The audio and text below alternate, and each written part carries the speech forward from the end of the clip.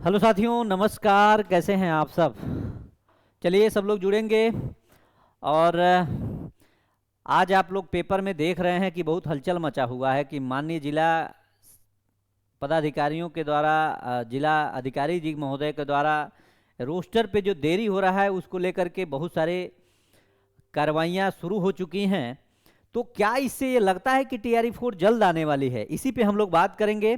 और हम लोग देख रहे हैं कुछ दिनों से, लगभग एक हफ्ते से मुजफ्फरपुर जिला खबरों में बना हुआ है टीआरई 4 को लेकर के।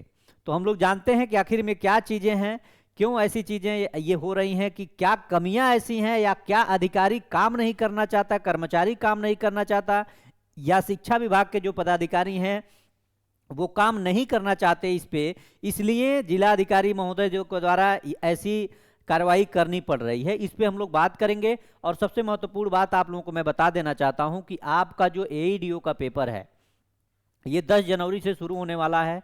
और आपको पता है कि इस बार की प्रतियोगिता परीक्षा में बहुत ज़्यादा बीपीएससी के इतिहास में सर्वाधिक अभ्यर्थी इस बार पेपर देने के लिए अपीयर हुए हैं। तो आप लोग भी अपनी पढ़ाई को थोड़ा सा तरीका बदल के अच्छे से पढ़ना शुरू करिए। और आज से हमारी जो रटलो सीरीज होगी रात्रि 10 बजे, कल मैंने उसका आपको बताया था सब कुछ कैसे कैसे करना है। तो जो नए साथी होंगे उस रटलो सीरीज से रात को 10 बजे जरूर जुड़िएगा।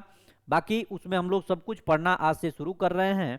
और कल से करंट अफेयर की जो क्लास मैंने कहा था कि 6 बजे सुबह मैं आपको करंट अफेयर दूंगा, तो करंट अफेयर जो बहुत कम समय में 15 से 20 मिनट में लगभग टॉपिक को हम लोग क्लियर करेंगे, उसी से हमारी शुरुआत होगी और अंत होगा हमारा रटलो सीरीज से।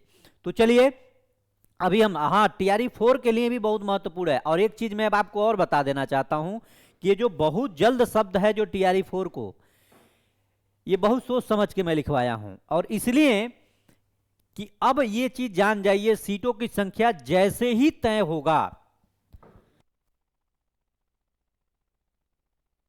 सीटों की संख्या जैसे ही तय होगी, सारे शिक्षा पदाधिकारी और जिलाधिकारी एकदम एक्टिव मोड में आ चुके हैं। अब उनको प्रेशर बहुत हाई अलर्ट पे है कि इस बहाली को जल्द से जल्द लाया जाए, क्योंकि ये बहाली ही बहुत ट्रेंडिंग बहाली बनी आई है 2 सालों से। और इस पे अब कोई भी जिला हो उसको बख्शा नहीं जा रहा है। और हर जिले के डायरेक्ट डीएम को यानी जिलाधिकारी को ये आदेश है कि अपने जिले से फटाफट यानी जितना जल्दी हो सके रिक्तियों को भेजिए। सहरसा हो गया, मुजफ्फरपुर, यानी कि लगभग आपको 2 दिन पहले पता चला कि 17 जिले अभी इसका रोस्टर के लिए अपना करके भेज दिए। लेकिन अभी तक का जो डाटा है लगभग 25 से 26 जिले ऐसे हैं जो अपना सब कुछ क्लियर कर चुके हैं। कुछ जिलों का बाकी है भेजना, बाकी सब जिले भेज चुके हैं और एक्टिव मोड में चल रहा है। इसलिए सीटों की संख्या क्या होगी उस पर तो बाद में निर्णय आएगा। कब निर्णय आएगा? जब तक 38 जिले का जब तक आपका रोस्टर न मिल जाता है शिक्षा विभाग को, किस जिले में कितने पद खाली हैं, उसके अनुसार ही आपको पता चल पाएगा कि सीटों की संख्या कितनी होगी। लेकिन हाँ, ये कंफर्म है कि 27,000 से अधिक सीटों पे बहाली आएगी, 50,000 से भी अधिक सीटों पे बहाली आएगी, मात्र 27,000 पे बहाली नहीं आएगी। ऐसा भी बातचीत सब कुछ चल रहा है, इस बात को आप लोग ध्यान दीजिएगा। लेकिन अभी हम लोग बात करते हैं ये मुजफ्फरपुर का जो न्यूज हुआ है, इस न्यूज को हम लोग देखते हैं क्या कहा गया है।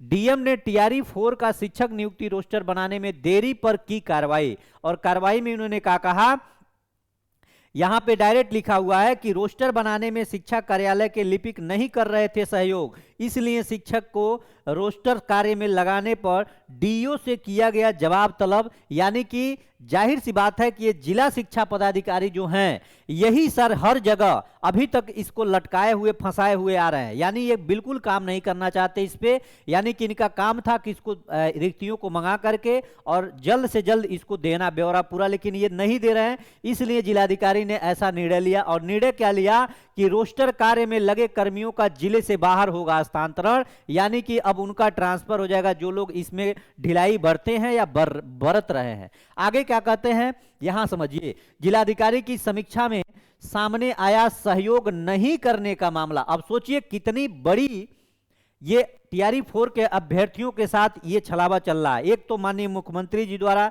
जो बात कही जा रही है उसकी अवहेलना हो रही है, उस पर भी अमल नहीं हो रहा है।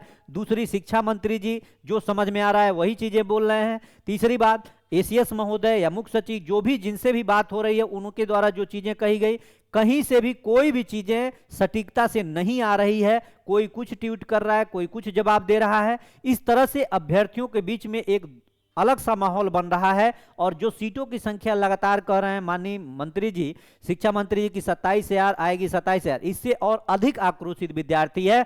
इसको लेकर के सब विद्यार्थियों के मन में, और हाँ ये बात सबको पता है कि ये टीआरई 4 की जो बहाली है, ये अधिकारी हो, मंत्री हो, जो भी हो, इनको पता है कि मात्र 27,000 शिक्षकों की बहाली देना खतरे से खाली है, नहीं है। इसलिए याद रखिए, क्योंकि अभ्यर्थी प्रदर्शन करेगा और प्रदर्शन के साथ साथ अपनी मांग को रखेगा जय शांतिपूर्ण तरीके से। 2 साल से ये प्रदर्शन होता आ रहा है, इसीलिए होता आ रहा है कि टीआरई 4 की बहाली आए और लगभग जितना सीट खाली है उतना पे ही बहाली आए। कुछ दिन पहले से आप लोग देख रहे हैं, उप मुख्यमंत्री माननीय सम्राट चौधरी जी का भी एक ट्वीट वायरल हो रहा है। जो पहले उन्होंने किया था, लगभग अगस्त वगैरह में शायद उन्होंने किया था, कि जून या अगस्त में शायद किया था, वो ट्वीट को लेकर के बहुत रिट्वीट किया जा रहा है कि आपने भी कहा था। तो उनसे भी विद्यार्थी मिलने की लगातार कोशिश कर रहे हैं। तो मुझे पूरा भरोसा है कि आप लोग भी जहां जिस जिले से हैं वहां से थोड़ा सा आप लोग अपने जिले के जो हैं शिक्षा पदाधिकारी, उनसे भी बात करते रहिए। आप देख रहे हैं कि एक जिला ने तो ऐसा जारी किया, भागलपुर का ही शायद आया था, जिसमें टीआरई 4 में 1 to 5 में 0 सीट दर्शाया गया है। क्या ऐसा संभव है? ऐसा संभव बिल्कुल नहीं है। लेकिन उस पर हमने आरटीआई लगाया था। आरटीआई का जवाब आएगा, फिर आपको मैं दिखाऊंगा कि वहां सीटों की संख्या कितनी होनी थी और कितना दिया गया है। तो इस तरह से हम भी अपने स्तर से जो चीजें होता है उसको कर रहे हैं। बाकी ये पेपर का यही था। इन्होंने क्या कहा था कि डीएम की ओर से इस कार्य की प्रगति की समीक्षा के दौरान यह बात प्रकाश में आई कि शिक्षा विभाग के कर्मियों के द्वारा जिला स्तरीय टीम को अपेक्षित सहयोग नहीं किया जा रहा है। 12 दिसंबर को सुबह 10 बजे जिला स्तरीय टीम एवं शिक्षा विभाग के सहयोगी कर्मियों को रोस्टर अनुमोदन कराने के लिए उपस्थित होने का निर्देश दिया गया, लेकिन अंतिम रूप से रोस्टर तैयार कर पेश नहीं किया जा सका। बैठक में उपस्थित शिक्षा कार्यालय के लिपिक जितेंद्र कुमार व अन्य कर्मियों से रोस्टर कार्य की स्थिति के संबंध में पूछने पर उन्होंने संतोषजनक जानकारी नहीं दी। इस दौरान जानकारी हुई कि इन्हें इस प्रकार के कार्यों की कोई जानकारी नहीं है और न ही अपने कार्यों के प्रति ये गंभीर हैं। बैठक में जिला शिक्षा कार्यालय में प्रतिनियुक्त मनोज दुबे, प्रधानाध्यापक, आदर्श मध्य विद्यालय सरैयागंज, विलंब से पहुंचे, जबकि विभागीय प्रबंध प्रावधान के अनुरूप किसी भी शिक्षक अथवा प्रधानाध्यापक को जिला शिक्षा पदाधिकारी के कार्यालय में प्रतिनियुक्त नहीं किया जाना है।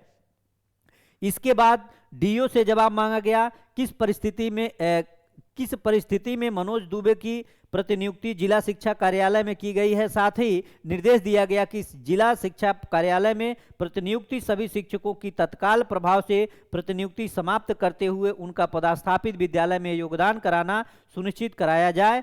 यही नहीं, लिपिक जितेंद्र के विरुद्ध प्रपत्र क में आरोप गठित करते हुए अनुशासनिक कार्यवाही करने का भी निर्देश दिया गया। यानी कि माननीय जो जिलाधिकारी महोदय हैं उनके द्वारा ये कड़ा फैसला लिया गया। और मुझे लगता है इस फैसले से हर जिले में जो शिक्षा पदाधिकारी हैं उनके अंदर कहीं न कहीं कुछ डर होगा और अपना कार्य ससमय करके और भेजेंगे, ऐसा हम उम्मीद करते हैं। लेकिन जो जल्द वाला शब्द है इस पे जरूर ध्यान दीजिएगा। बहाली तो आएगी और आने जा रही है, बहुत जल्द आ जाएगी। जैसे रिजल्ट आपका मिलेगा तब तक लगभग आपका ये पूरा रोस्टर का क्लियर हो जाएगा और तत्काल प्रभाव से आपकी बहाली आएगी। बाकी जब बहाली पूरा जब तक सीटों की संख्या नहीं मिल जाती है शिक्षा विभाग को, तब तक तो बहाली आना मुश्किल है। लेकिन हाँ, ये ऐसा लग रहा है कि अब बहाली में देरी नहीं होगी, बहुत जल्द बहाली होगी। और जो 26 जनवरी का बात कहा जा रहा है उससे पहले, क्योंकि 26 जनवरी पे जो अभी भाषण होने वाला है माननीय मुख्यमंत्री जी का, उसमें बहुत सारी चीज़ों पे बात होंगी। क्योंकि आपको पता है कि बगल राज्यों में जो भी चुनाव होने वाले हैं विधानसभा के, उसको लेकर के तैयारियां भी चल रही हैं। उसी हिसाब से ये लोग भी काम करेंगे। तो आप लोगों को बिल्कुल तैयार रहना है, पढ़ते रहना है। और आज से रात्रि 10 बजे रटलो सीरीज में आप लोग जुड़िएगा। बहुत बेहतरीन तरीके से हम लोग वहाँ पे सारे चीज़ों को क्लियर करते हुए, पहले एक क्लास थ्योरी जो मैं नोट्स दिया हूँ फ्री, उस नोट्स के माध्यम से हम लोग पढ़ेंगे। उसके बाद उसका वन लाइनर पढ़ेंगे। उसके बाद से हम लोग उस पर एमसीक्यू बेस में पढ़ेंगे। इस तरह से पढ़ेंगे ताकि 3 बार में हम लोग एक एक सब्जेक्ट को क्लियर करें। और अपना जो 10 तारीख को एईडीओ का पेपर है उसको अच्छे से क्रैक करें, और साथ साथ टीआरई 4 में जो सब्जेक्ट है उसको भी इसमें समाहित किया गया है। सब कुछ लगभग कॉमन ही है, तो हम लोग मिलजुल के पढ़ेंगे। बाकी जो भी कोई दिक्कत होगा आप लोग जरूर मैसेज करके, कमेंट करके बताइएगा। बहुत बहुत धन्यवाद। नमस्कार। जय हिंद साथियों।